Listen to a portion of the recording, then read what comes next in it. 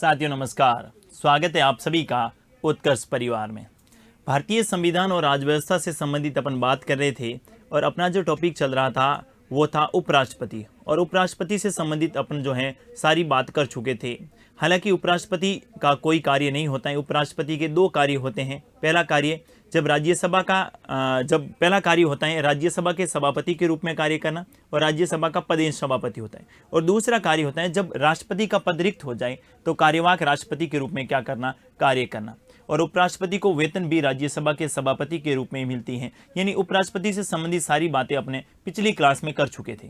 आज की इस क्लास में अपन बात करेंगे मंत्रिपरिषद और प्रधानमंत्री के संबंध में। मंत्रिपरिषद और प्रधानमंत्रियों की नियुक्ति किस प्रकार होती है, किसको नियुक्त किया जा सकता है, इनसे संबंधित संविधान सभा में किस प्रकार की बहस हुई, किस प्रकार के संशोधन और प्रस्ताव रखे गए और किन को स्वीकार किया गया, इन सब के बारे में अपन बात करने वाले हैं।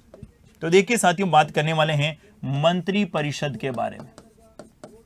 मंत्रिपरिषद एवं प्रधानमंत्री, मंत्रिपरिषद एवं प्रधानमंत्री। अब पहली बात तो मैं इसको स्पष्ट कर देता हूं, अलग से अपन प्रधानमंत्री के संबंध में नहीं बात करेंगे। क्यों नहीं करेंगे? क्योंकि प्रधानमंत्री जो है ये मंत्री होता है। प्रधानमंत्री जो है ये मंत्री होता है और मंत्रियों का मुख्य होता है। इसके लिए अलग से कोई प्रावधान प्रधानमंत्री के लिए विशेष आर्टिकल में कर नहीं रखें।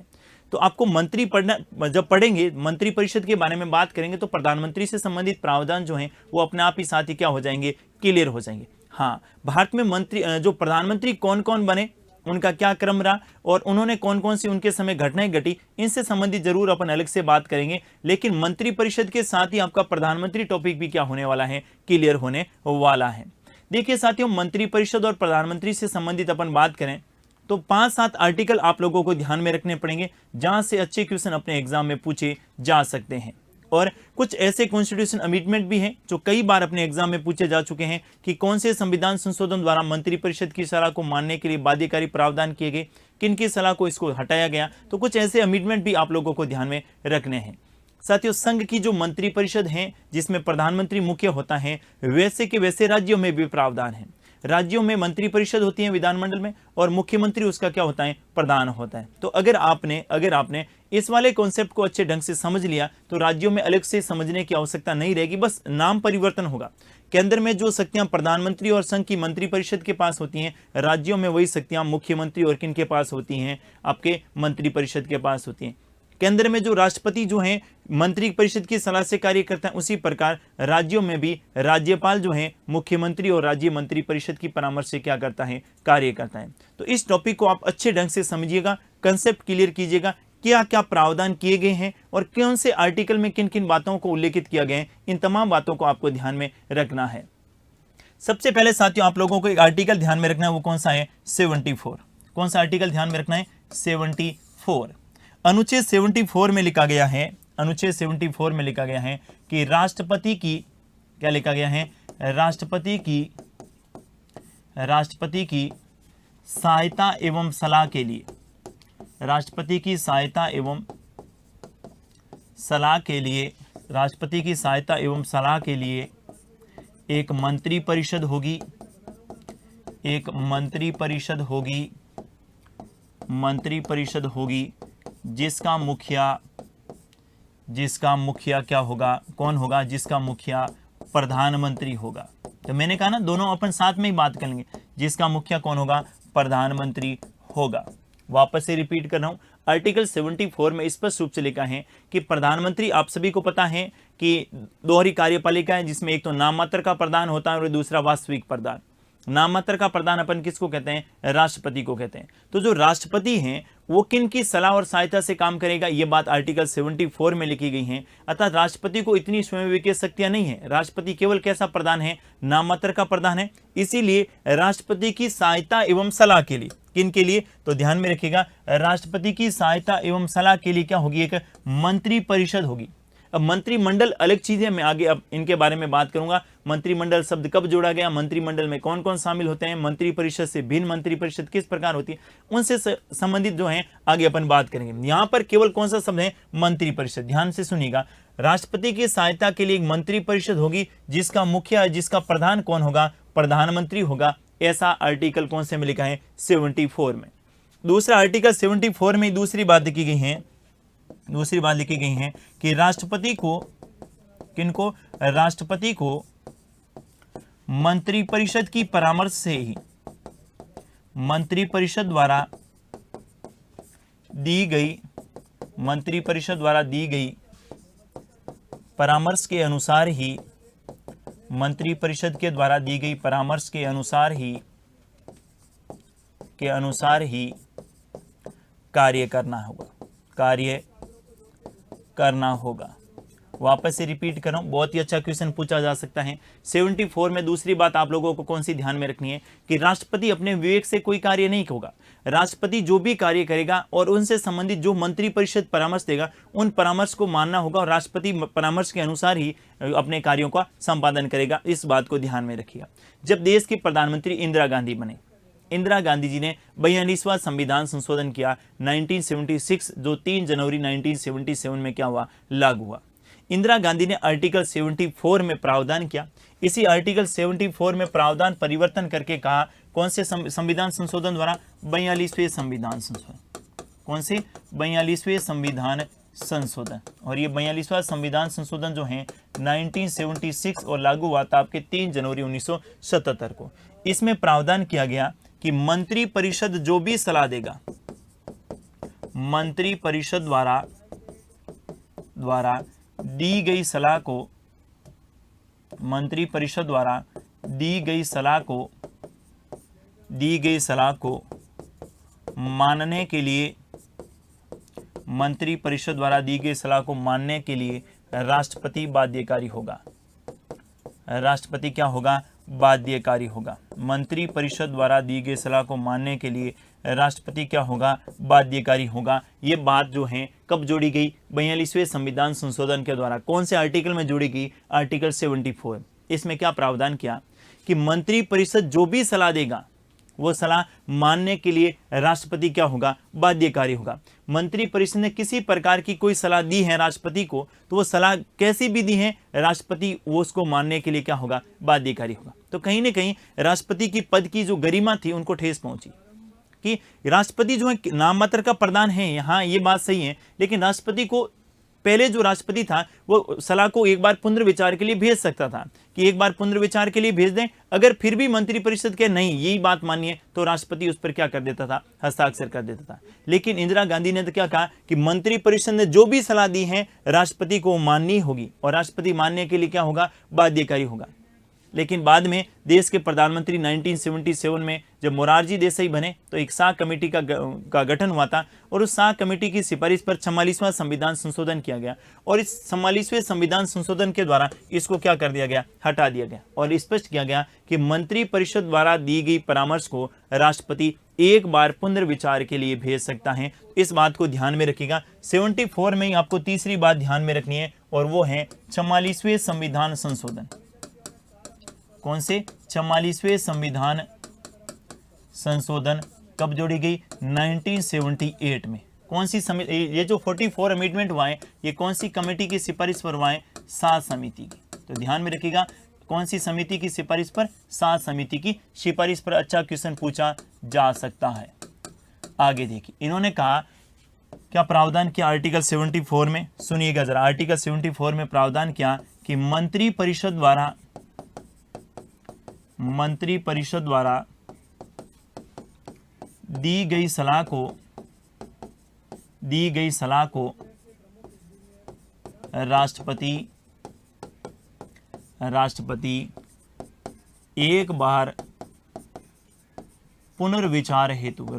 एक बार पुनर्विचार हेतु भेज सकता है। राष्ट्रपति एक बार पुनर्विचार हेतु भेज सकते हैं, लेकिन कितनी बार भेज सकेगा, एक बार। जैसे मंत्रिपरिषद ने कोई सलाह दी, ये सलाह कुछ भी हो सकती है, जैसे किसी राज्य में राज्यपाल की नियुक्ति करनी है, जैसे महान्यायवादी की नियुक्ति करनी है, किसी बिल पर जो है वो हस्ताक्षर करने से संबंधित हो सकती है, यानी किसी प्रकार की कोई बात है। सारे के सारे काम जो हैं देश में किन के नाम से किए जाते हैं, राष्ट्रपति के नाम से, लेकिन करता कौन है, मंत्रिपरिषद। मंत्रिपरिषद ने कोई सलाह राष्ट्रपति को दी है तो राष्ट्रपति एक बार उसको पुनर्विचार के लिए भेज सकता है और कहेगा कि भाई साहब एक बार सोच लीजिएगा, क्या आप पूरी तरीके से सहमत हैं, तो वो मंत्रिपरिषद कहते नहीं। अगर राष्ट्रपति संशोधन के लिए कहे लेकिन मंत्रिपरिषद कहते कोई संशोधन की आवश्यकता नहीं है, हम जैसा कह रहे हैं आप वैसा ही करें। लेकिन एक बार जो है राष्ट्रपति, जैसे मैं बात करूं, राष्ट्रपति को मंत्रिपरिषद ने कोई सलाह दी, राष्ट्रपति को किसने सलाह दी? मंत्रिपरिषद। मंत्रिपरिषद ने कहा, मंत्रिपरिषद ने क्या कहा सुनिएगा जरा, मंत्रिपरिषद ने कहा कि गोवा राज्य में क्या लगा दे? राष्ट्रपति शासन। गोवा में क्या लगा दे? राष्ट्रपति शासन। क्योंकि सारे के सारे काम करता कौन है? मंत्रिपरिषद। किन के नाम से करेगा? राष्ट्रपति। मंत्रिपरिषद ने क्या कहा? मंत्रिपरिषद ने राष्ट्रपति को कहा कि गोवा में क्या लगा दे? राष्ट्रपति शासन।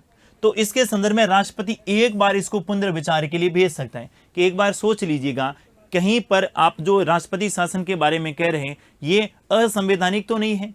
क्या आप गोवा पर नियंत्रण करने के लिए तो ऐसा प्रयोग नहीं, यानी जो भी उनको कमियां लगेगी राष्ट्रपति को, वो कमियां इसके साथ नोट करके मंत्रिपरिषद को दे देगा। एक बार पुनर्विचार कर लीजिएगा, सोच लीजिएगा, क्या लगा दें? क्या मंत्रिपरिषद कह दे नहीं भाई साहब हमने कह दिया ना तो आप लगा ही दीजिए। तो मंत्रिपरिषद अगर वापस से इस प्रकार की सलाह दें तो इस बार राष्ट्रपति को घोषणा करनी होगी। अब जो है राष्ट्रपति क्या होगा? बाध्यकारी होगा। लेकिन राष्ट्रपति एक बार, कितनी बार?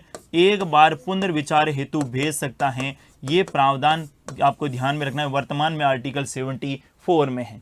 मंत्रिपरिषद द्वारा दी गई सलाह को मानने के लिए बाध्यकारी नहीं है, एक बार पुनर्विचार के लिए भेज सकते हैं। लेकिन बाध्यकारी कब बनाया गया इस बात को ध्यान में रखिएगा। 42वें संविधान संशोधन 1976 के द्वारा ये प्रावधान किया गया कि मंत्रिपरिषद द्वारा दी गई सलाह को मानने के लिए राष्ट्रपति क्या होगा? बाध्यकारी होगा। और 44वें संविधान संशोधन के द्वारा इस बाध्यकारिता को क्या कर दिया गया? हटा दिया गया।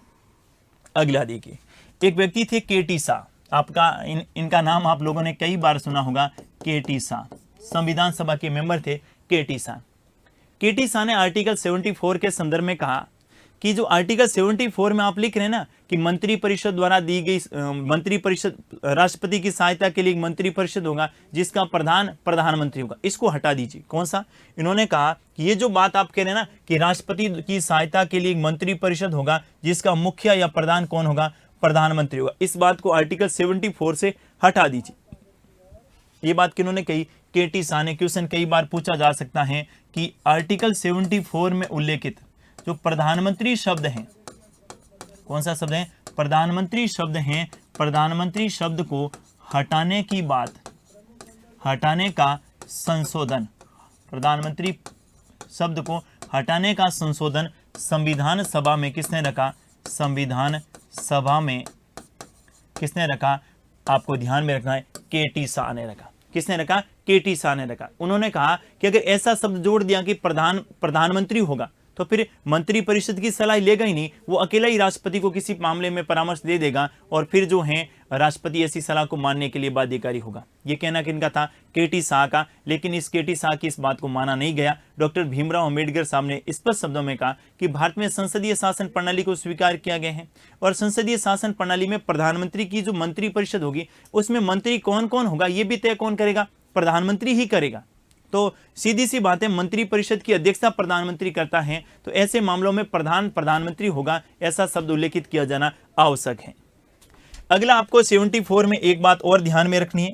आर्टिकल 74 में एक बात और कौन सी ध्यान में रखनी है? अच्छा क्वेश्चन पूछा जा सकता है। 74 में प्रावधान किया गया है कि मंत्रिपरिषद ने राष्ट्रपति को क्या सलाह दी?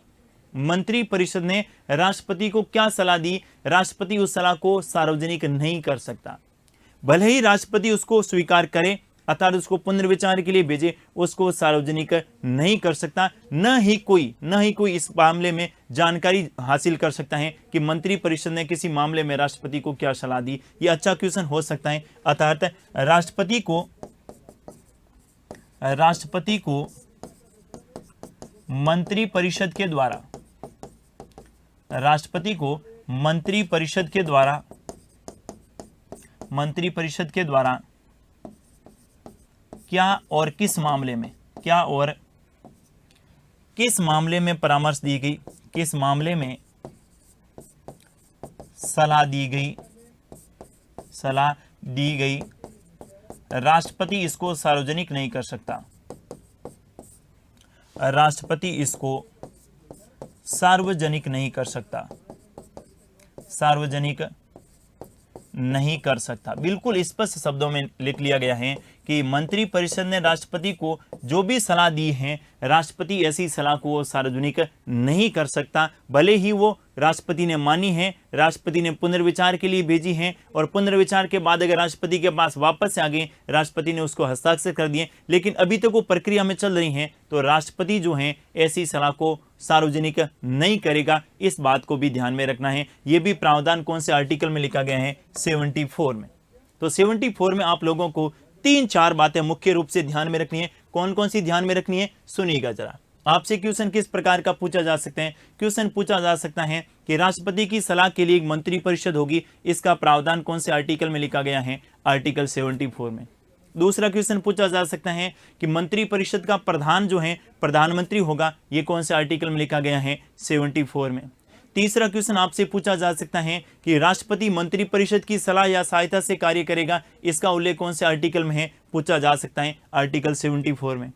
कौन से संविधान संशोधन द्वारा यह प्रावधान किया गया कि राष्ट्रपति मंत्रिपरिषद द्वारा दी गई सलाह को मानने के लिए राष्ट्रपति बाध्यकारी होगा? आप कहेंगे 42वें संविधान संशोधन द्वारा। कौन से संविधान संशोधन के द्वारा यह प्रावधान किया गया कि मंत्रिपरिषद की सलाह को राष्ट्रपति एक बार पुनर्विचार के लिए भेज सकता है? 44वें संविधान संशोधन के द्वारा। और कौन से आर्टिकल में यह प्रावधान किया गया है कि मंत्रिपरिषद द्वारा दी गई किसी भी सलाह को राष्ट्रपति सार्वजनिक नहीं कर सकता? कौन सा आर्टिकल ध्यान में रखेंगे? 74।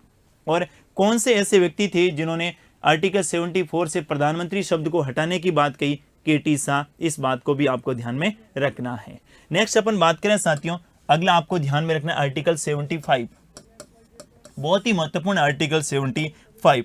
आर्टिकल 75 में लिखा गया है मंत्री बनने के लिए क्या योग्यता चाहिए, मंत्री कौन नियुक्त करेगा, इनकी मंत्रियों के विभागों का बंटवारा कौन करेगा, यानी मंत्री और प्रधानमंत्री से संबंधित सारी बातें जो हैं ये आर्टिकल 75 में उल्लेखित की गई हैं। देखिए जरा, आर्टिकल 75 में लिखा गया है, आर्टिकल 75 में लिखा गया है, सबसे पहले अपन बात करें मंत्री से संबंधित। मंत्री बनने के लिए क्या योग्यता चाहिए? मंत्री बनने हेतु योग्यता, मंत्री बनने हेतु योग्यता। तो आप लोगों को ध्यान में रखना है कि मंत्री बनने हेतु जो है संसद का सदस्य होना आवश्यक है। ध्यान से सुनिएगा, मंत्री बनने हेतु योग्यता में एक ही बात लिखी गई है, संसद का सदस्य होना।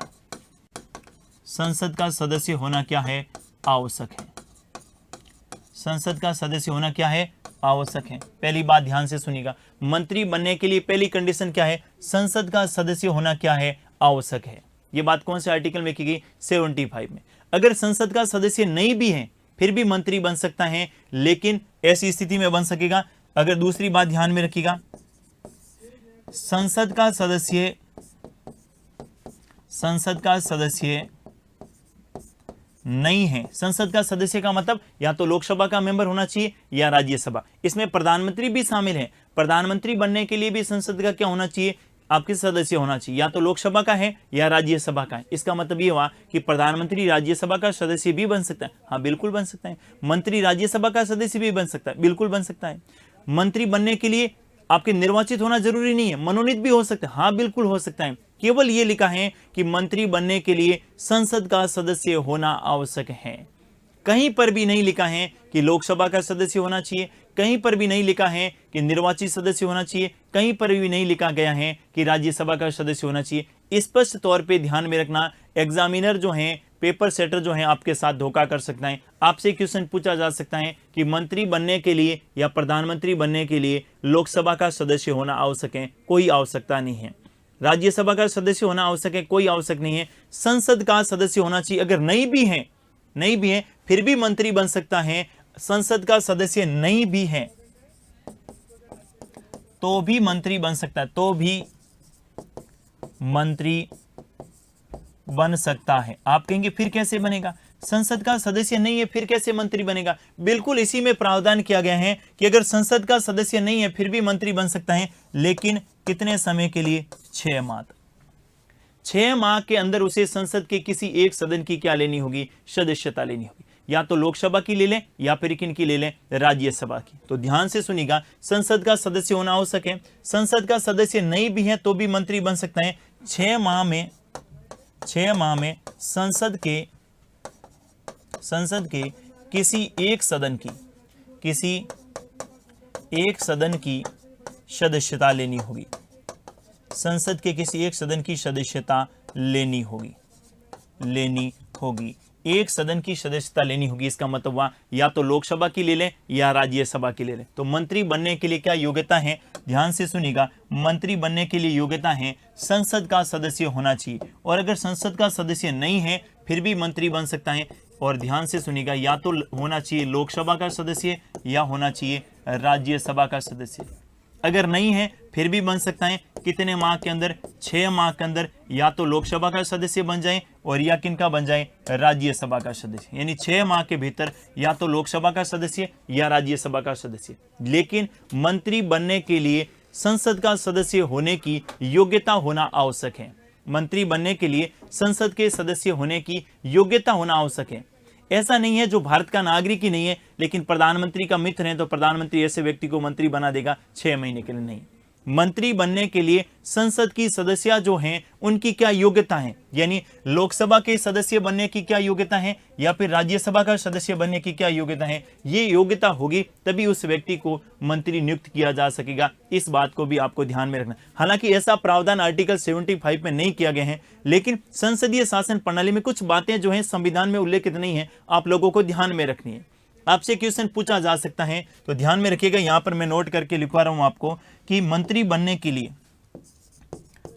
अगर संसद का सदस्य नहीं है, ध्यान से सुनिएगा, अगर मंत्री संसद का सदस्य नहीं है, संसद का सदस्य नहीं है, अगर मंत्री संसद का सदस्य नहीं है तो मंत्री तो बन सकता है। क्या बन सकता है, मंत्री बन सकता है, लेकिन संसद के सदस्य होने की, संसद के सदस्य की जो योग्यता है, संसद के सदस्य की जो योग्यता है, उस योग्यता का होना क्या होना चाहिए, आवश्यक होना चाहिए। जैसे लोकसभा के सदस्य बनने के लिए 25 वर्ष की आयु का होना न्यूनतम आयु आवश्यक है। कितने वर्ष की, 25 वर्ष। और राज्यसभा का सदस्य बनने के लिए 30 वर्ष की आयु आवश्यक है। ऐसा नहीं कि 18 वर्ष के बच्चे को किसी को मंत्री बना दे, नहीं। मंत्री बनने के लिए जो योग्यता निर्धारित कर रखी है उसमें तो एक ही बात लिखी है कि संसद का सदस्य होना चाहिए, लेकिन संसद के सदस्य की जो क्या योग्यता है वो इसमें लागू होगी। इसको आर्टिकल 75 में नहीं लिखा गया है, लेकिन आप लोगों को ध्यान में रखना है। तो इसको अपने एग्जाम्पल के माध्यम से देखते हैं। जैसे मान लें अभी 17वीं लोकसभा के चुनाव है। कौन सी लोकसभा के चुनाव है, 17वीं लोकसभा के चुनाव है। 17वीं लोकसभा में कौन सी पार्टी को बहुमत मिला और उसके बाद जो है उस व्यक्ति को प्रधानमंत्री नियुक्त कर दिया, किन, राष्ट्रपति ने प्रधानमंत्री नियुक्त। अब प्रधानमंत्री की परामर्श से सारे के सारे किन का गठन होगा, मंत्रिपरिषद का। मंत्रिपरिषद का गठन किन के द्वारा किया जाएगा, मंत्रिपरिषद का गठन जो है राष्ट्रपति करेगा, लेकिन किसको मंत्री बनाना है ये तय कौन करेगा, प्रधानमंत्री करेगा। आगे अपन बात करेंगे। मंत्री बनने के लिए मैंने कहा संसद का सदस्य होना आवश्यक है। अगर संसद का सदस्य नहीं भी है तो भी मंत्री बना जा सकता है, लेकिन संसद का सदस्य बनने की क्या चाहिए, योग्यता चाहिए। ठीक है, 6 माह के लिए। जैसे मैं आप लोगों से कहूं कि 25 जुलाई, कौन सी जुलाई, 25 जुलाई 2022 को मंत्री बना दिया किसी व्यक्ति को, वो न तो लोकसभा का मेंबर था और न ही राज्यसभा का सदस्य था, यानी किसी भी सदन का सदस्य नहीं था, मंत्री बना दिया। बना सकते हैं, कोई दिक्कत नहीं है। दूसरी बात आपको ध्यान में रखना है, ये कितने माह तक रहेगा, 6 माह तक। और जैसे ही 6 माह होंगे अगर वो संसद का सदस्य नहीं बना, इसकी सदस्यता क्या हो जाएगी, समाप्त हो जाएगी। आपके मन में ये भी प्रश्न आ रहा होगा कि 6 माह के बाद जब सदस्यता समाप्त हो जाएगी तो फिर 4 दिन छोड़कर, 2 दिन छोड़कर वापस से राष्ट्रपति इसे मंत्री नियुक्त कर देगा। किनके कहने पर, प्रधानमंत्री के कहने पर नहीं। अगर कोई व्यक्ति संसद का सदस्य नहीं है और उसे मंत्री बना दिया गया है, या तो वो 6 माह में संसद का सदस्य बन जाए, अगर नहीं बनाए तो वापस से उसे बिना सदस्यता लिए हुए मंत्री नहीं बनाया जा सकता। इस बात को भी आपको ध्यान में रखना है।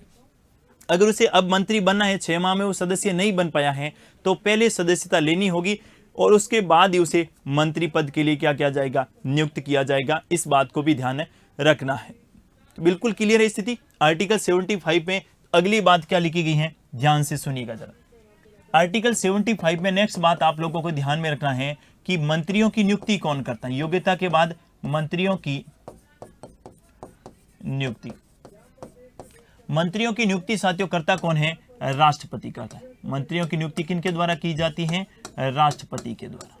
किनके द्वारा की जाती है, राष्ट्रपति के द्वारा। लेकिन राष्ट्रपति किन व्यक्तियों को मंत्री बनेगा, तो इसके संदर्भ में प्रधानमंत्री की परामर्श पर ध्यान से सुनिएगा, प्रधानमंत्री की परामर्श पर, यानी किस व्यक्ति को मंत्री बनाना है, किस व्यक्ति को मंत्री बनाना है, यह तय कौन करेगा? प्रधानमंत्री करेगा। लेकिन मंत्री नियुक्त कौन करेगा? राष्ट्रपति करेगा। अच्छा क्वेश्चन पूछा जा सकता है कि मंत्री बनने के लिए संसद का सदस्य तो है, लेकिन प्रधानमंत्री अपनी टीम में शामिल करे कि नहीं करे, वो प्रधानमंत्री की इच्छा पर डिपेंड करता है। इस बात को ध्यान में रखिएगा। जैसे वर्तमान में 17वीं लोकसभा चल रही है, 17वीं लोकसभा के चुनाव के बाद जो है, आप लोगों ने देखा होगा, बीजेपी पार्टी को बहुमत मिल गया और नरेंद्र मोदी को राष्ट्रपति ने क्या बना दिया? प्रधानमंत्री नियुक्त कर दिया। ध्यान से सुनिएगा, प्रधानमंत्री हमेशा क्या होता है? नियुक्त होता है। कौन से आर्टिकल में प्रावधान है? 75 में।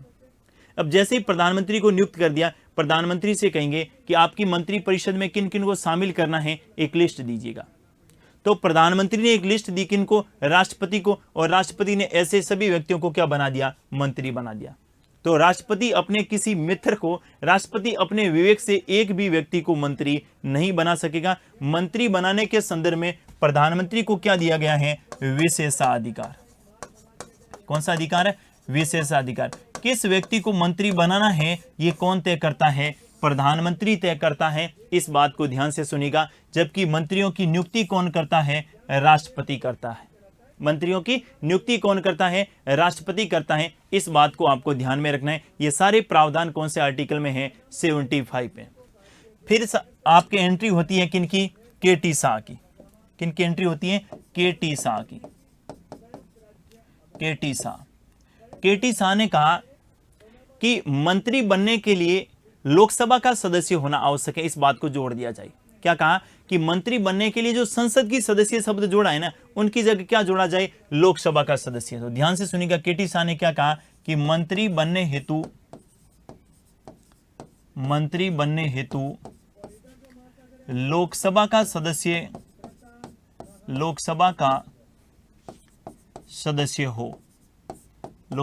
सदस्य हो, इस बात को जोड़ा जाए, इस बात को संविधान में जोड़ा जाए।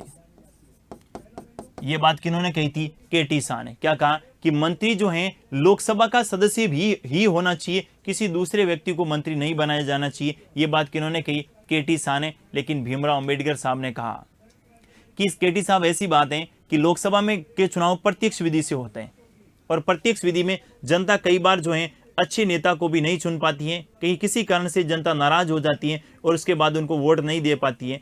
और ऐसे नेता जिनकी नीतियों के निर्माण में अच्छा योगदान होता है, और वो व्यक्ति अगर देश का मंत्री परिषद में शामिल नहीं होगा और लोकसभा का सदस्य नहीं बन पाएगा, तो कहीं ना कहीं इसका नुकसान किनको है? देश को है। इसीलिए ऐसा प्रावधान नहीं कर सकते। संसद का सदस्य होना चाहिए, और संसद के सदस्य में भी आपके निर्वाचित होना आवश्यक नहीं है। मनोनीत सदस्य को भी मंत्री बनाया जा सकता है, मनोनीत सदस्य को भी प्रधानमंत्री बनाया जा सकता है। लेकिन भारत में अभी तक मनोनीत सदस्य को प्रधानमंत्री या मंत्री नहीं बनाया गया। इस बात को थोड़ा सा ध्यान में रखिएगा। आपसे क्वेश्चन पूछा जा सकता है कि क्या मनोनीत सदस्य मंत्री बन सकता है? हाँ, बिल्कुल बन सकता है। मनोनीत सदस्य भी संसद का सदस्य होता है, और जो चुनाव जीत के जाते हैं वो भी संसद के सदस्य होते हैं। बात ये लिखी गई है, संसद का सदस्य होना चाहिए, भले ही निर्वाचित हो और भले ही मनोनीत हो, तो मनोनीत सदस्य भी प्रधानमंत्री और मंत्री बन सकते हैं। इस बात को ध्यान में रखिएगा। इस बात को मैं नोट करवा देता हूं। अच्छा क्वेश्चन पूछा जा सकता है, मनोनीत सदस्य भी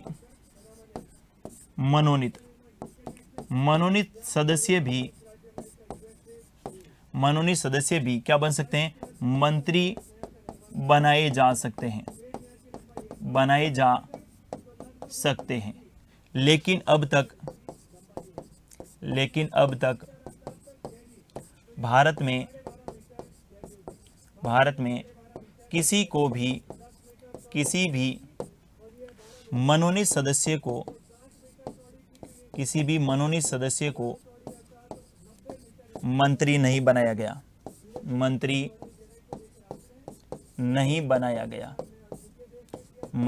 बनाया गया। इस बात को आपको ध्यान में रखना है। तो मंत्री मनोनीत सदस्य भी बन सकता है, निर्वाचित सदस्य भी बन सकता है, लेकिन अभी तक किसी भी मनोनीत सदस्य को भारत में संघ की मंत्री परिषद में शामिल नहीं किया गया। तो वापस से देखते हैं थोड़ा सा। मंत्री बनने के लिए योग्यता में अपने बात की कि योग्यता क्या होनी चाहिए, तो मैंने कहा संसद का सदस्य होना चाहिए। संसद का क्या होना चाहिए, सदस्य। दूसरे, इसके बाद मंत्रियों की नियुक्ति कौन करता है, तो मंत्रियों की नियुक्ति किनके द्वारा की जाती है, राष्ट्रपति के द्वारा। किनके द्वारा की जाती है, राष्ट्रपति के द्वारा। लेकिन किन की परामर्श से की जाएंगी, तो प्रधानमंत्री की परामर्श से। किन की परामर्श से, प्रधानमंत्री की परामर्श से। नेक्स्ट आपसे क्वेश्चन पूछा जा सकता है कि मंत्रियों के विभागों का बंटवारा कौन करता है। मंत्रियों के विभागों का बंटवारा, मंत्रियों के विभागों का बंटवारा या मंत्रियों के विभागों में अगर फेरबदल करना है, फेरबदल करना है तो ये कौन करेगा, इस बात को ध्यान में रखिएगा। ये कौन करेगा, प्रधानमंत्री। कौन करेगा, प्रधानमंत्री करेगा। बहुत ही अच्छा क्वेश्चन पूछा जा सकता है कि किसको गृह मंत्री बनाना है, किसको रक्षा मंत्री का बनाना है, किसको विदेश मंत्री बनाना है। यानी मंत्रियों के विभागों का बंटवारा कौन तय करेगा, प्रधानमंत्री करेगा। और साथ ही मंत्रियों के विभागों में अगर फेरबदल करना है, जैसे पहले कोई गृह मंत्री था उसको हटाकर अगर विदेश मंत्री बनाना है, पहले कोई रक्षा मंत्री था उसको हटाकर अगर जल संसाधन मंत्री बनाना है, तो सारे के सारे जो प्रावधान है ये कौन करेगा, प्रधानमंत्री करेगा। लेकिन नियुक्ति कौन करेगा, राष्ट्रपति करेगा। मंत्रियों के विभागों का बंटवारा कौन करेगा, प्रधानमंत्री करेगा। और योग्यता आपने मैंने बता दिया है, संसद का सदस्य होना आवश्यक है। नहीं भी है फिर भी बन सकता है। 6 माह में संसद के किसी एक सदन की क्या लेनी होगी, सदस्यता लेनी होगी। अब आप लोगों को ध्यान में रखना है शपथ। क्या ध्यान में रखना है, शपथ। मंत्री जो हैं ये किन की शपथ लेते हैं, ध्यान से सुनिएगा। प्रधानमंत्री की अलग से शपथ का कोई प्रावधान नहीं है। प्रधानमंत्री की अलग से शपथ का कोई प्रावधान नहीं है। बिल्कुल स्पष्ट रूप से मैं क्लियर कर देता हूं, प्रधानमंत्री की शपथ का कोई अलग प्रावधान नहीं है। जो मंत्री शपथ लेते हैं वही कौन लेता है, प्रधानमंत्री लेता है। ध्यान से सुनिएगा, शपथ में पहली बात आपको ध्यान में रखनी है, प्रधानमंत्री की अलग से शपथ का कोई प्रारूप नहीं है। कोई प्रारूप नहीं है। कोई प्रारूप नहीं है। दूसरी बात आप लोगों को ध्यान में रखनी है कि प्रधानमंत्री भी किन के रूप में, मंत्री के रूप में शपथ लेता है। मंत्री के रूप में क्या लेता है, शपथ लेता है। शपथ लेता है। तीसरी बात आप ध्यान में रखनी है कि मंत्रियों एवं प्रधानमंत्री को शपथ किनके द्वारा दिलाई जाएगी, राष्ट्रपति द्वारा। शपथ किनके द्वारा, राष्ट्रपति द्वारा दिलाई जाएगी। लेकिन क्या इसका उल्लेख भारतीय संविधान के आर्टिकल 75 में नहीं। मंत्री और प्रधानमंत्री जो है किन की शपथ लेंगे, मंत्री और प्रधानमंत्री जो हैं किन की शपथ लेंगे, इनका जो प्रारूप है ये भारतीय संविधान की 3री अनुसूची में उल्लेखित है। कौन सी अनुसूची में उल्लेखित है, 3री अनुसूची में उल्लेखित है। 3री अनुसूची में उल्लेखित हैं। इस बात को आपको ध्यान में रखना है। और मंत्री और प्रधानमंत्री किसकी शपथ लेते हैं, तो ध्यान से सुनिएगा, पद एवं गोपनीयता की। किसकी शपथ लेते हैं, पद एवं गोपनीयता की क्या लेते हैं, शपथ लेते हैं। वापस से रिपीट कर रहा हूं, प्रधानमंत्री की अलग से कोई शपथ नहीं होती है। प्रधानमंत्री ही मंत्री के रूप में शपथ लेते हैं। मंत्री एवं प्रधानमंत्रियों को शपथ किनके द्वारा, राष्ट्रपति के द्वारा दिलाई जाती है। इनकी शपथ का प्रारूप भारतीय संविधान की 3री अनुसूची में किया गया है। और ये किनकी शपथ लेते हैं, पद एवं गोपनीयता की शपथ लेते हैं। इस बात को ध्यान में से सुनिएगा। अब जब शपथ से संबंधित बात कर रहे हैं तो एक शब्द आप लोगों को ध्यान में रखना है, ईश्वर जैसे शब्द का प्रावधान भारतीय संविधान में कहां पर किया गया है, शपथ के प्रारूप में। ईश्वर जैसे शब्द का प्रावधान कहां किया गया है, शपथ में। यानी राष्ट्रपति की शपथ की बात हो, प्रधानमंत्री की शपथ की बात हो, मंत्रियों की शपथ की बात हो, ईश्वर जैसे शब्द का प्रारूप कहां पर किया गया है, बिल्कुल आपको ध्यान में रखना है। ईश्वर जैसे शब्द का प्रारूप जो है मंत्री और इनकी शपथ से संबंधित किया गया है। इस बात को आपको ध्यान में रखना है। अगला आपको ध्यान में रखना है, शपथ से संबंधित जो प्रावधान है इसमें परिवर्तन किया गया। और ये परिवर्तन जो है 1963 में किया गया। कब किया गया, 1963 में शपथ में एक लाइन जोड़ी गई जो आपके लिए अच्छा क्वेश्चन हो सकता है। 1963 में 16वां संविधान संशोधन हुआ। कौन सा, 16 कॉन्स्टिट्यूशन अमेंडमेंट हुआ। 16वां संविधान संशोधन किया गया था 1963 में। और 1963 में 16वें संविधान संशोधन के द्वारा शपथ में भारत की एकता और अखंडता, भारत की एकता और अखंडता को अखंडता को अक्षुण्ण बनाए रखने, अक्षुण्ण रखने जैसे शब्द का प्रावधान किया गया। अच्छा क्वेश्चन पूछा जा सकता है, ये जो है भारतीय संविधान में कब जोड़ा गया? 16वें संविधान संशोधन और 16 कॉन्स्टिट्यूशन अमेंडमेंट कब हुआ था? 1963 में। क्या शब्द जोड़ा गया? भारत की एकता और अखंडता को जो है अक्षुण्ण बनाए रखेंगे। अक्षुण्ण का मतलब है बनाए रखना, है ना, अक्षुण्ण बनाए रखेंगे। ये जो प्रावधान है मूल संविधान में नहीं था, ये प्रावधान शपथ से संबंधित प्रत्येक की शपथ में जोड़ा गया। ये राष्ट्रपति की हो, चाहे आपके मंत्री की हो, राज्यपाल की हो, देश की एकता और अखंडता जैसे शब्द जो हैं कौन से संविधान संशोधन के द्वारा जोड़े गए? तो आपको ध्यान में रखना है 16वें संविधान संशोधन के। एक तो आपके शपथ से संबंधित जोड़े गए, दूसरे आर्टिकल 19 आप लोगों ने जब देखा होगा तो आर्टिकल 19 में आपने पढ़ा होगा 6 प्रकार की स्वतंत्रताएं, और उन स्वतंत्रताओं पर प्रतिबंध या अपन कह सकते हैं जो अपन उस पर उन स्वतंत्रताओं पर रोक लगाने से संबंधित कुछ प्रावधान किए गए थे। जैसे मैं कहूं कि लोक व्यवस्था से संबंधित किसी प्रकार का नुकसान नहीं होना चाहिए, दूसरे देश की किसी प्रकार की इस प्रकार की बात नहीं करेंगे, आप देश की एकता और अखंडता को तोड़ने की बात नहीं करेंगे, आप जो है मानहानि नहीं करेंगे। ये सारी बातें जब आपने आर्टिकल 19 देखा था उस समय मैंने की थी। तो आर्टिकल 19 में भी देश की एकता और अखंडता शब्द कब जोड़ा गया? 16वें संविधान संशोधन के द्वारा जोड़ा गया। इस बात को भी ध्यान में रखना है। तो आर्टिकल 19 कौन से अनुच्छेद में?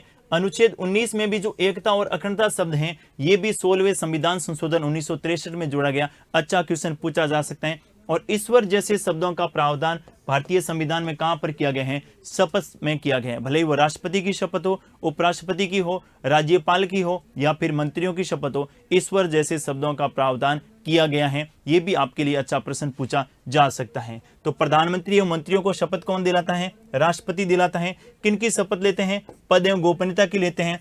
शपथ में अमेंडमेंट कब हुआ? 16वें संविधान संशोधन 1963 के द्वारा। और कौन सा शब्द जोड़ा गया? भारत की एकता और अखंडता को अक्षुण्ण बनाए रखने की जो है ये शब्द इसमें जोड़ा गया।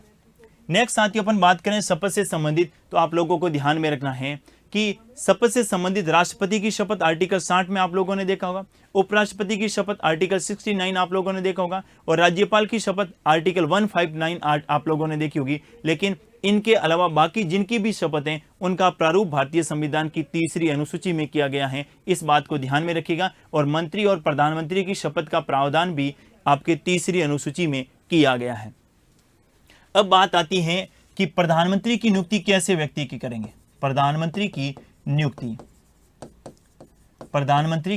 नियुक्ति ध्यान से सुनिएगा। प्रधानमंत्री की नियुक्ति से संबंधित कई बार जो है एग्जाम में प्रश्न पूछे जाते हैं। ध्यान से सुनिएगा। प्रधानमंत्री हमेशा क्या होता है? नियुक्त होता है।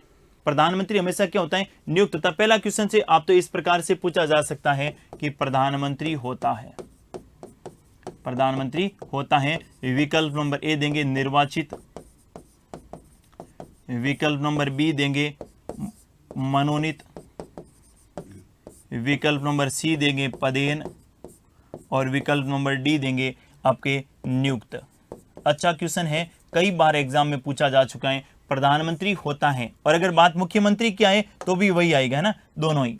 तो प्रधानमंत्री और मुख्यमंत्री होते हैं, और सामान्यतः अपन इसका क्या आंसर करके आएंगे? निर्वाचित नहीं। प्रधानमंत्री और मुख्यमंत्री क्या होते हैं? नियुक्त होते हैं। मंत्री क्या होते हैं? नियुक्त होते हैं। कौन करता है? केंद्र में प्रधानमंत्री और मंत्रियों की नियुक्ति राष्ट्रपति करता है, और राज्यों में मुख्यमंत्री और मंत्रियों की नियुक्ति राज्यपाल के द्वारा की जाती है। इस बात को ध्यान में रखेंगे। लेकिन प्रधानमंत्री की नियुक्ति करेगा तो राष्ट्रपति, लेकिन किस व्यक्ति की करेगा? तो इसमें स्पष्ट रूप से प्रावधान किया गया है कि लोकसभा में बहुमत प्राप्त दल के नेता, लोकसभा में बहुमत प्राप्त दल के नेता को, बहुमत किस में होना चाहिए? लोकसभा में।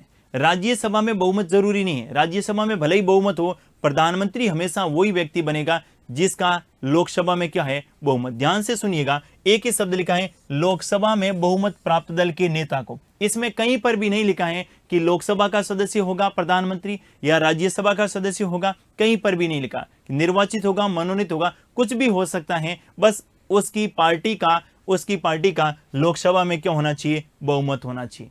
आपने देखा होगा, इंदिरा गांधी की मैं बात करूं इंदिरा गांधी राज्यसभा की सदस्य थी, इनके साथ एच.डी. देवगौड़ा, मनमोहन सिंह, तो ये ऐसे प्रधानमंत्री थे जो लोकसभा के नेता नहीं थे, फिर भी वो प्रधानमंत्री पद पर नियुक्त हुए। वो राज्यसभा से चुनाव जीते थे और राज्यसभा से चुनाव जीतकर जो हैं प्रधानमंत्री बने थे। तो प्रधानमंत्री बनने के लिए भी लोकसभा का सदस्य होना आवश्यक नहीं है, लोकसभा का सदस्य होना आवश्यक नहीं है, लोकसभा का सदस्य होना आवश्यक नहीं है। इस बात को ध्यान में रखिएगा। प्रधानमंत्री के लिए राज्यसभा का सदस्य भी बनाया जा सकता, प्रधानमंत्री राज्यसभा का सदस्य भी बनाया जा सकता है, बनाया जा सकता है। जैसे मैं एग्जाम्पल बता देता हूं आपको, एग्जाम्पल ध्यान में रखिएगा ताकि आप जो है और कंसेप्ट क्लियर रहे। देखिए जैसे इंदिरा गांधी लोकसभा के सदस्य भी रही थी लेकिन राज्यसभा के सदस्य थी, तब भी आपके प्रधानमंत्री रही थी। दूसरा एक एग्जाम्पल और आप नोट कर सकते हैं, मनमोहन सिंह। और मनमोहन सिंह तो हाल ही में असम से राज्यसभा के मेंबर थे, तब क्या थे, देश के प्रधानमंत्री थे। तो प्रधानमंत्री बनने के लिए लोकसभा का सदस्य होना आवश्यक नहीं है, राज्यसभा का सदस्य भी प्रधानमंत्री बन सकता है। अगर किसी भी सदन का सदस्य नहीं भी है फिर भी आपके प्रधानमंत्री बन सकता है। बस ये कंडीशन है कि 6 माह के भीतर उसे संसद के किसी भी सदन की क्या लेनी होगी, आपके सदस्यता लेनी होगी। प्रधानमंत्री बनने के लिए एक ही शर्त भारतीय संविधान के आर्टिकल 75 में उल्लेखित की गई। अभी अपन कौन से आर्टिकल के बारे में बात कर रहे हैं, 75, और वो क्या है, लोकसभा में बहुमत प्राप्त दल के नेता को राष्ट्रपति के द्वारा प्रधानमंत्री नियुक्त किया जाएगा। अब आप बात कहेंगे कि लोकसभा में बहुमत का क्या मतलब हुआ। लोकसभा में बहुमत का मतलब हुआ, लोकसभा में कितनी सीटें हैं, 543 का बहुमत का मतलब है 272। जिस राजनीतिक दल को 272 सीटें मिलेगी उस राजनीतिक दल के किसी भी नेता को राष्ट्रपति के द्वारा प्रधानमंत्री नियुक्त कर दिया जाएगा। लेकिन ये 272 सदस्य कहेंगे कि हमारी ओर से, हमारी पार्टी की ओर से ये नेता है, और भले ही वो नेता लोकसभा के इन 272 सदस्यों में शामिल नहीं हो, ऐसे व्यक्ति को भी राष्ट्रपति के द्वारा, किनके द्वारा, राष्ट्रपति के द्वारा प्रधानमंत्री नियुक्त किया जा सकता है, ध्यान से सुनिएगा, नियुक्त किया जा सकता है। बहुत ही अच्छा क्वेश्चन हो सकता है, क्या इन 543 में से जो 272 सदस्य आए हैं इनमें से होगा व्यक्ति? नहीं, जरूरी नहीं है। ये 272 सदस्य जिस व्यक्ति का नाम फाइनल करेंगे, राष्ट्रपति उस व्यक्ति को प्रधानमंत्री पद के लिए क्या कर देगा, नियुक्त कर देगा, भले ही वो 272 में शामिल नहीं हो। इस बात को जरूर ध्यान में रखिएगा। मैंने स्थिति को बिल्कुल स्पष्ट कर दिया। मैंने कहा लोकसभा का सदस्य होना प्रधानमंत्री बनने के लिए आवश्यक नहीं है, राज्यसभा का सदस्य भी प्रधानमंत्री बन सकता है, और यहां तक किसी भी सदन का सदस्य नहीं है फिर भी प्रधानमंत्री बन सकता है, बस 6 माह के अंदर संसद की सदस्यता लेनी हुई। जैसे अगर एग्जाम्पल के तौर पर मैं कहूं तो अभी हाल ही में महाराष्ट्र में चुनाव हुए थे और उद्धव ठाकरे जो हैं न तो विधान सभा के मेंबर थे और न ही विधान परिषद के मेंबर थे, फिर भी मुख्यमंत्री बने। लेकिन 6 माह के अंदर उन्होंने विधान परिषद की क्या ले ली, आपके सदस्यता ले ली। वैसा का वैसा इसमें भी हो सकता है कि अगर लोकसभा और राज्यसभा का सदस्य नहीं भी हैं फिर भी इन 272 सदस्यों ने अर्थात बहुमत दल का नेता चुन लिया गया है, तो ऐसे व्यक्ति को राष्ट्रपति आपके क्या बना सकता है, प्रधानमंत्री नियुक्त कर सकता है। इस बात को ध्यान से सुनिएगा। अगला आपको ध्यान में रखना है, आप कहें कि 543 में से बहुमत के लिए कितनी चाहिए, 272। अगर किसी भी राजनीतिक दल को 272 सीटें नहीं मिली तो फिर क्या होगा। अगर किसी भी राजनीतिक दल को 272 सीटें नहीं मिली, भाई 543 में से 272 चाहिए लेकिन किसी को 272 नहीं मिली, उस स्थिति में राष्ट्रपति क्या करेगा। तो किसी भी राजनीतिक दल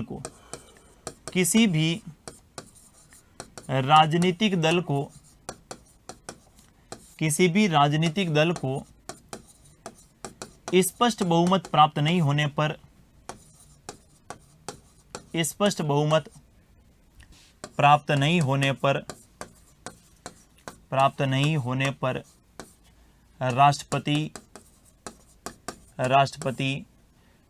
राष्ट्रपति सबसे बड़े दल के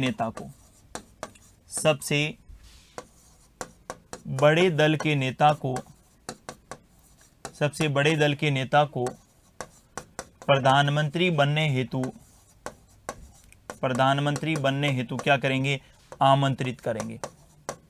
प्रधानमंत्री बनने हेतु आमंत्रित करेंगे, प्रधानमंत्री बनने हेतु आमंत्रित करेंगे। ध्यान से सुनिएगा, मैंने कहा कि अगर किसी भी राजनीतिक दल को 272 सीट नहीं मिली, बहुमत के लिए कितनी चाहिए 272, लेकिन किसी को नहीं मिली, जैसे ऐसे अपन बात करें 543 में से 200 सीट बीजेपी को मिल गई, 225 सीट कांग्रेस को मिल गई और बाकी अन्य दलों को मिल गई, तो अब प्रधानमंत्री कौन सी पार्टी का बनेगा? क्योंकि बहुमत के लिए तो कितनी चाहिए 272, तो सबसे बड़ा दल कौन सा है? कांग्रेस। तो कांग्रेस के किसी भी, जिस कांग्रेस के इस 225 मेंबर ने किसी अपने नेता को आपके क्या चुन लिया है, बहुमत दल का नेता चुन लिया है, इन 225 में वो शामिल हो ऐसा जरूरी नहीं है। ऐसे व्यक्ति को राष्ट्रपति जो है प्रधानमंत्री नियुक्त कर सकते हैं, लेकिन शर्त यह है कि इनको जो है क्या हासिल करना होगा? विश्वास मत हासिल करना होगा। इनको 272 सदस्य जो हैं ये विश्वास मत हासिल करना होगा, जिसको अपन सामान्यतः क्या नाम से जानते हैं? Floor test. इसको क्या बोलते हैं अपन? Floor test. आप लोगों ने सुना होगा कई बार, जब विधानसभा के चुनाव होते हैं उसके बाद इस शब्द को आप कई बार सुनते हैं, फ्लोर टेस्ट। तो जरूरी नहीं है कि 272 सीटें मिले। यहां पर जो सरकार बनेगी 225 में मान लो कुछ और दल मिल गए और इनका जो बहुमत हो गया 300 या 272 प्लस हो गया, तो इसको अपन कहेंगे कौन सी सरकार? गठबंधन की सरकार, गठबंधन की सरकार। और ये जो गठबंधन की सरकार है ये संसदीय शासन प्रणाली में ही संभव है, अर्थात सबसे बड़े दल के नेता को प्रधानमंत्री बनने के लिए आमंत्रित करेंगे, भले ही उसके पास बहुमत नहीं हो। अगर ये हाथ खड़ा कर दे कि भाई साहब हमारे से तो 225 से 226 ही नहीं हो रहे, हमसे कोई भी और गठबंधन करना नहीं चाहता, फिर उस स्थिति में राष्ट्रपति इस दूसरे वाले दल को कहेगा क्या आपके पास बहुमत है? दूसरा दल कहेगा हाँ हमारे पास है। ऐसी स्थिति में उसको प्रधानमंत्री पद के लिए नियुक्त कर देगा, लेकिन उसको भी क्या हासिल करना पड़ेगा? विश्वास मत हासिल करना पड़ेगा। अगर वो प्रधानमंत्री नियुक्त हो जाता है और विश्वास मत हासिल करने में असफल रह जाता है तो उसे प्रधानमंत्री पद से क्या देना पड़ेगा? त्यागपत्र देना पड़ेगा। जैसे चौधरी शरण सिंह देश के प्रधानमंत्री तो बन गए थे, लेकिन विश्वास मत हासिल करने में असफल रहे, तो बिना लोकसभा का सामना किए ही अपने प्रधानमंत्री पद से उन्होंने क्या दे दिया? त्यागपत्र दे दिया। तो ये ऐसी कई सारी घटनाएं जो हैं ये देश में घटी हैं और राज्यों में तो सामान्यतः कई बार घटती भी हैं। बिल्कुल स्थिति स्पष्ट है, प्रधानमंत्री बनने के लिए लोकसभा में बहुमत दल का नेता होना चाहिए, लोकसभा का सदस्य होना आवश्यक नहीं है, प्रधानमंत्री राज्यसभा का सदस्य भी बनाया जा सकता है। दूसरी बार, अगर किसी भी दल को स्पष्ट बहुमत नहीं मिले तो राष्ट्रपति सबसे बड़े दल के नेता को प्रधानमंत्री बनने के लिए आमंत्रित करेगा, लेकिन उसे भी क्या? विश्वास मत। ये विश्वास मत प्रधानमंत्री नियुक्त होने के बाद में हासिल करना पड़ता है। विश्वास मत जो है प्रधानमंत्री नियुक्त होने के बाद में, जब लोकसभा चलेगी, लोकसभा की बैठक होगी, उस समय विश्वास मत हासिल करना होगा, पहले कोई जरूरी नहीं है। इस बात को भी ध्यान में रखिएगा। आप कहेंगे कि कांग्रेस असफल रही, बीजेपी ने कहा हमारे पास भले ही इसके पास 225 सीटें हैं लेकिन हमारे पास 272 प्लस हैं, हमारे जो गठबंधन की सरकार है, तो क्या राष्ट्रपति के ऐसे निर्णय को न्यायपालिका में चुनौती दी जा सकती है? अच्छा क्वेश्चन पूछा जा सकता है कि गठबंधन की सरकार के समय अगर राष्ट्रपति ने किसी व्यक्ति को नियुक्त कर दिया प्रधानमंत्री पद के लिए, तो क्या ऐसे मामले में न्यायपालिका में चुनौती दी जा सकती है? बिल्कुल दी जा सकती है। अगर राष्ट्रपति, मैं राज्यपाल के संदर्भ में करूं तो इसका तो बहुत सारे एग्जाम्पल है, जब ये भी हाल ही में महाराष्ट्र में न्यायपालिका में चुनौती दी गई। अगर गठबंधन की सरकार बनती है और उसके पास बहुमत नहीं है तो विपक्षी पार्टी जो है न्यायपालिका में चुनौती भी दे सकती है। इस बात को भी आपको ध्यान में रखना है। तो ये आपके थे प्रधानमंत्री और मंत्रियों की नियुक्ति और शपथ से संबंधित बात। नियुक्ति कौन करता है? प्रधानमंत्री की नियुक्ति कौन करता है? मंत्रियों की नियुक्ति कौन करता है? राष्ट्रपति करता है। मंत्रियों की विभागों का बंटवारा एवं फेरबदल कौन करता है? प्रधानमंत्री करता है। मंत्रियों को और प्रधानमंत्री को शपथ कौन दिलाता है? राष्ट्रपति दिलाता है। मंत्री और प्रधानमंत्री किसकी शपथ लेते हैं? पद एवं गोपनीयता की लेते हैं। इनकी शपथ का प्रारूप जो है भारतीय संविधान की कौन सी अनुसूची में है? 3री अनुसूची में। अगला आपको ध्यान में रखना साथियों, आर्टिकल 77। कौन सा आर्टिकल ध्यान में रखना है? आर्टिकल 77 बहुत ही महत्वपूर्ण आर्टिकल है 77। आर्टिकल 77 में 3 बातें आप लोगों को ध्यान में रखनी है। कितनी बातें ध्यान में रखनी है? 3। पहली बात क्या है? पहली बात है देश के समस्त शासन संबंधी कार्य, देश के समस्त शासन संबंधी कार्य राष्ट्रपति के नाम से किए जाएंगे। राष्ट्रपति के नाम से किए जाएंगे। देश के समस्त शासन संबंधी कार्य किन के नाम से किए जाएंगे? राष्ट्रपति के नाम से किए जाएंगे, क्योंकि राष्ट्रपति ही देश का क्या होता है? राष्ट्राध्यक्ष होता है। भले ही वो कार्य कौन करे? मंत्रिपरिषद और प्रधानमंत्री करे, लेकिन किन के नाम से करेंगे? राष्ट्रपति के नाम से करेंगे। दूसरी देखिए, राष्ट्रपति के किसी भी कार्य को राष्ट्रपति अपने किसी भी कार्य को क्या करेगा? अधिप्रमाणित करेगा। यानी बिना प्रमाणित, बिना राष्ट्रपति के प्रमाणित के कोई भी कार्य लागू नहीं होगा, कोई भी आदेश लागू नहीं होगा। राष्ट्रपति को अधिप्रमाणित करना ही होगा। ऐसा प्रावधान कौन से आर्टिकल में लिखा है? 77। और 77 में तीसरा प्रावधान महत्वपूर्ण है, इसको ध्यान में रखिएगा। तीसरा प्रावधान है कि मंत्रियों के कार्य आवंटन संबंधी नियम, मंत्रियों के कार्य आवंटन संबंधी नियम जो हैं ये किन के द्वारा बनाए जाएंगे? राष्ट्रपति के द्वारा। मंत्रियों के कार्य आवंटन के नियम किन के द्वारा बनाए जाएंगे? राष्ट्रपति के द्वारा बनाए जाएंगे। इसका प्रावधान कौन से आर्टिकल में है? 77। आप कहेंगे कार्य आवंटन का नियम का मतलब क्या? तो मंत्री जो हैं विभागों से संबंधित किस प्रकार से कार्य करेंगे, कार्य आवंटन के क्या क्या नियम रहेंगे, राज्य मंत्री पद जो होगा, राज्य मंत्री के लिए उनके लिए क्या सुविधाएं रहेगी, कैबिनेट मंत्री में क्या प्रावधान रहेगा, उप मंत्री क्या रहेगा, स्वतंत्र प्रभार क्या है, इनसे संबंधित सारी किनको कितनी पावर मिलेगी, किनको कितना अधिकार मिलेगा, क्या क्या सुख सुविधाएं मिलेगी, कितने नौकर चाकर मिलेंगे, सारे जो कार्य आवंटन के नियम हैं और इनका दायरा है, किन दायरे में रहकर वो काम करेंगे, सारे के सारे जो हैं वो कार्य आवंटन के नियम में शामिल होंगे। और कार्य आवंटन के नियम किन के द्वारा बनाए जाएंगे? राष्ट्रपति के द्वारा बनाए जाएंगे। और भारत में जो है 1961 में, भारत में 1961 में कार्य आवंटन के नियम बनाए गए। इसको भी आप ध्यान में रखिएगा, क्वेश्चन पूछा जा सकता है। भारत में कार्य आवंटन संबंधी नियम कौन से वर्ष में बने? 1961 में। किसको आधार बनाया गया? आर्टिकल 77 में इस बात का प्रावधान था कि मंत्रियों के कार्य आवंटन संबंधी नियम जो हैं ये किन के द्वारा? राष्ट्रपति के द्वारा बनाए गए। और कब बनाए गए? भारत में 1961 में कार्य आवंटन के नियम बनाए गए। ये भी आपके लिए अच्छा प्रश्न हो सकता है। तो 74, 75 और 77 एक आर्टिकल आप लोगों को और ध्यान में रखना है साथियों, और वो आर्टिकल है 88। कौन सा ध्यान में रखना है? 88 बहुत ही महत्वपूर्ण आर्टिकल है 88। अच्छा क्वेश्चन पूछा जा सकता है। आर्टिकल 88 में लिखा गया है, आर्टिकल 88 में लिखा गया है कि मंत्री जो होंगे, मंत्री संसद के किसी भी सदन, संसद के किसी भी सदन की बैठक में भाग ले सकते हैं। संसद के किसी भी सदन की बैठक में भाग ले सकते हैं। संयुक्त बैठक में भी भाग ले सकते हैं। संयुक्त बैठक में भाग ले सकते हैं। संयुक्त बैठक में भाग ले सकते हैं। यहाँ तक कि किसी भी प्रकार की मंत्रिमंडलीय समिति है, किसी भी प्रकार की क्या है?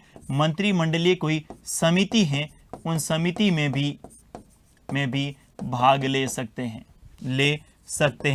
और इनको क्या कर सकते हैं? भाग ले सकते हैं और इनको संबोधित भी कर सकते हैं। संबोधित भी कर सकते हैं।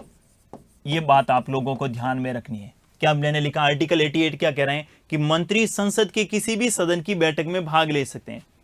जैसे मैं एग्जाम्पल के तौर पे कहूं, मंत्री है, भले ही वो लोकसभा का मेंबर है, लेकिन वो राज्यसभा की बैठक में भी जा सकता है, राज्यसभा की बैठक को संबोधित भी कर सकता है। मंत्री भले ही राज्यसभा का मेंबर है, लेकिन वो लोकसभा की बैठक में भी आ सकता है, लोकसभा की सदन में आएगा, वहां लोकसभा को संबोधित भी करेगा। ये प्रावधान, ये अधिकार कौन से आर्टिकल में दिए गए? आर्टिकल 88 में। इसका एक एग्जाम्पल आप लोगों को मैं बताना चाहूंगा कि गृह मंत्री वर्तमान में कौन है? अमित शाह। आप लोगों ने देखा होगा अमित शाह कई बार राज्यसभा में जाते हैं, राज्यसभा की बैठक को संबोधित भी करते हैं। और यहां तक कि किसी भी प्रकार की कोई मंत्रिमंडलीय समिति है या फिर लोकसभा या राज्यसभा से संबंधित कोई समिति का गठन हुआ है, तो वहां पर भी मंत्रियों को जाने का अधिकार है और वहां उन्हें संबोधित करने का भी अधिकार है। कौन से आर्टिकल में ये प्रावधान किया गया है? आर्टिकल 88 में प्रावधान किया गया है। लेकिन एक बात ध्यान में रखिएगा, मंत्री जो हैं अपने मत का प्रयोग उसी सदन में करेगा जिस सदन का वो सदस्य है। ध्यान से सुनिएगा, जिस सदन का वो सदस्य है। वापस से रिपीट कर रहा हूं, आर्टिकल 88 में आपको दो बातें ध्यान में रखनी। कितनी बातें? दो बातें ध्यान में रखनी है। पहली कौन सी?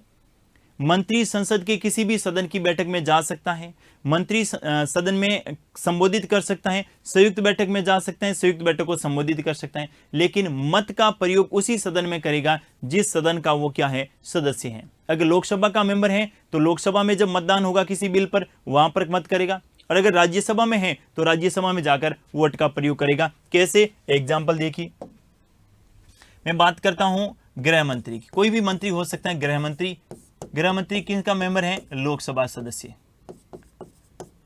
वर्तमान में गृह मंत्री कौन है? यह भी बात बता देता हूं, अमित शाह। वर्तमान में गृह मंत्री कौन है? अमित शाह देश के गृह मंत्री हैं, और ये कैसे सदस्य हैं? लोकसभा के सदस्य।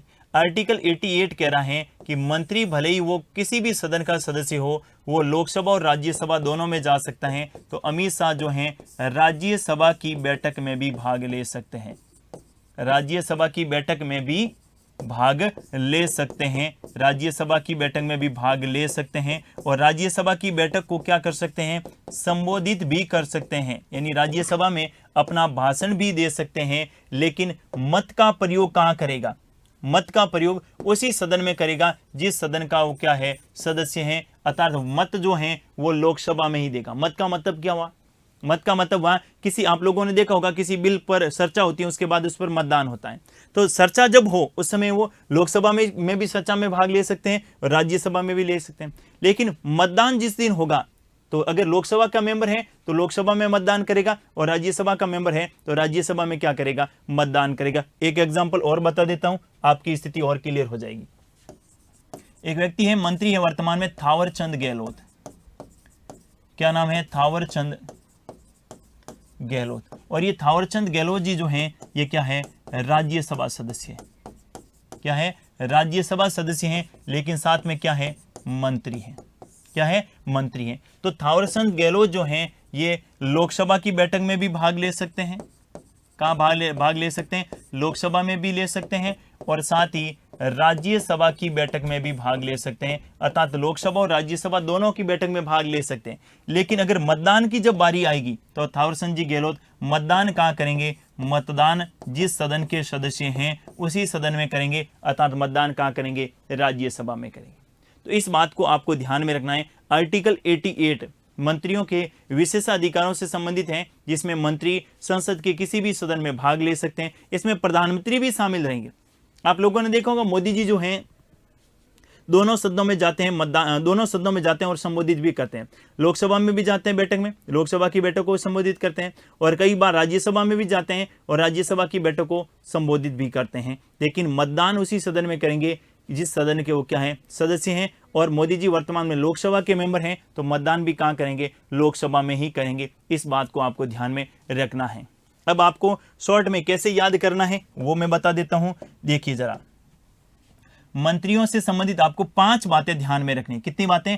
5 बातें ध्यान में रखनी है। सबसे पहले देखिए मंत्री से संबंधित, सबसे पहले मंत्री बनने के लिए योग्यता।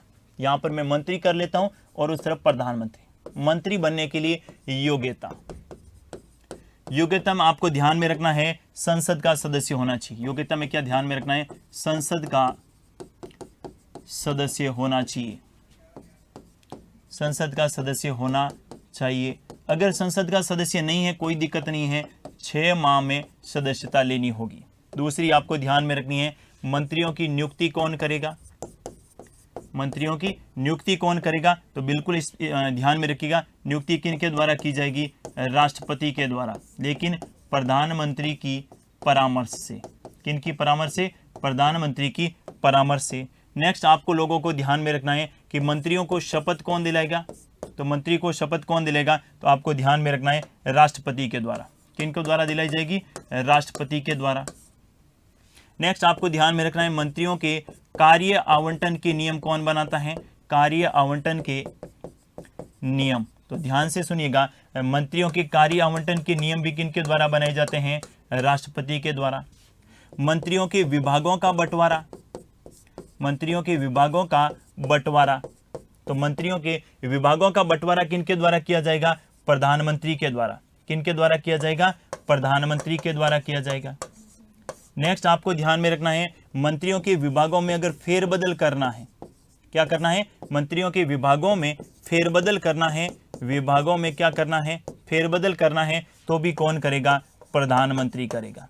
कौन करेगा? प्रधानमंत्री करेगा। ये आपके मंत्रियों से संबंधित बात होगी। वापस से रिपीट कर रहा हूं, योग्यता संसद का सदस्य होना चाहिए, नियुक्ति राष्ट्रपति करेगा, शपथ राष्ट्रपति दिलाएगा, कार्य आवंटन के नियम राष्ट्रपति बनाएगा, विभागों का बंटवारा प्रधानमंत्री करेगा और विभागों में फेरबदल कौन करेगा? प्रधानमंत्री करेगा। अब प्रधानमंत्री से संबंधित बात कर लेते हैं। प्रधानमंत्री,